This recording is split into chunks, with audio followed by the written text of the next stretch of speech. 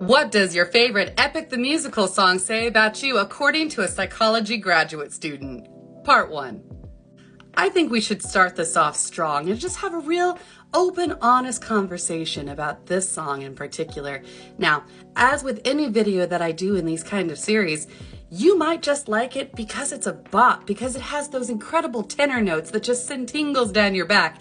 And if that's the case and nothing else, please kindly exit the video, because it's gonna get painful in here. Toru Honda, Uncle Iroh, Tamaki Suo. Did these names sound familiar? They should, because that's exactly how you see yourself in your friend group. You're the sunshine character. You just believe in every single person and you see the best in them, especially when it's your friend group. You have seen all the different things that people have been through and you just want to love them through it. And there is something that touches you more than anything else in media, and that is a good, solid, villainous redemption arc. You devoured the Zuko redemption arc like it was pasta. And if you watched Sitar World, you knew exactly what you wanted from the Nowhere King. I'll just leave it there. You know what I'm talking about. You honestly believe that every single villain in the world deserves a second chance because we don't know what happened to get them there. You can have the most dastardly Shigaraki style villain and you'll say, but he had a really hard childhood. We don't know what he went through and you just need to talk to him. You believe in your deepest depths of your soul that you could talk no jutsu any single villain and they would come to know the power of friendship. When they did that to Gaara and he changed in Naruto, you pointed and said, aha, see? Anybody can do that. And you spend the rest of the time just annoying your friend group by saying, I think, hear me out, we could just talk to them and everything will be okay. Yeah, how's that working for you in real life when people have used you, when they treat you like a dopamine faucet and don't actually want to be your real friend, but love the good feelings that you give them? How's your finances, your emotional well-being, and just your general health surrounding toxic people that you just happen to keep finding? Camp number 2.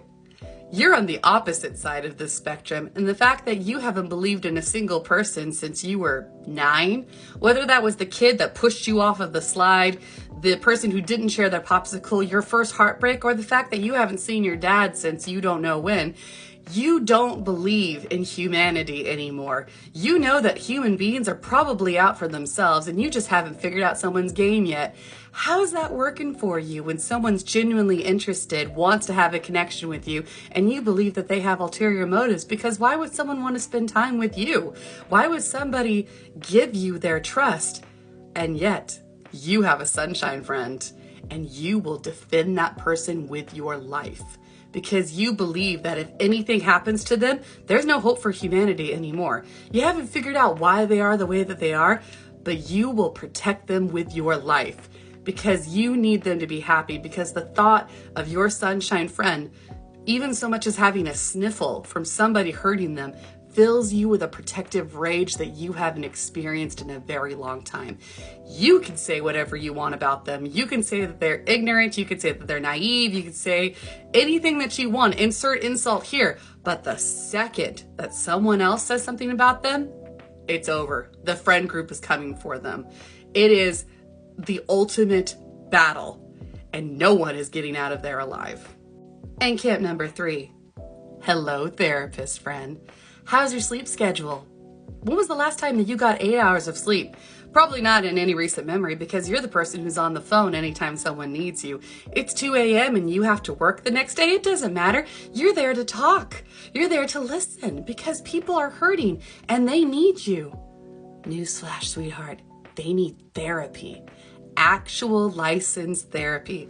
It is wonderful that you want to be there for your friends. You are a genuinely kind human being, but you're also being crushed underneath the weight of their feelings, much like polities with the club. Too soon? It's wonderful to believe in people. It's wonderful to be there for people. You are a compassionate, kind heart. You're most likely an ENFP or a type 2 if you follow the Myers-Briggs or the Enneagram. We all know that it's just psychology, astrology, but it's fun. It's fun to look at. You are the person who believes that every single individual could be better if they just had someone to listen to them. You're very similar to Camp 1, but you don't quite believe that everyone should be greeted with open arms. You don't quite have that Disney princess vibe about you because you've been hurt. You've been jaded by the world. You've been poked a few times and you have the scars to prove it. You are continually trying to fight your people-pleasing tendencies and learning boundaries because it is a terrifying world where you say, I need to go to sleep, or I'm sorry, I would love to get coffee with you, but I have 15 other things that I need to do right now. The thought of saying no to people that you love, it makes you physically ill. It makes you believe that they're going to look at you and think, oh, I guess I couldn't rely on that person. It didn't matter what they said. It didn't matter that they told me that they can rely on me and I can rely on them. And you see where it's going? You have a tendency to spiral because you sincerely believe that the people in your life are there because they need something from you. And that's not a good relationship to have, sweetie. You don't want to live off reciprocity. You want to have those honest, thoughtful relationships. It's okay to look at people and believe the best of them, but always ensure that you know who you are, where you stand, what your boundaries are, and what's good for your self-care. I'm so glad we're starting this journey together, and I'll see you in the next part. Stay classy, my darlings.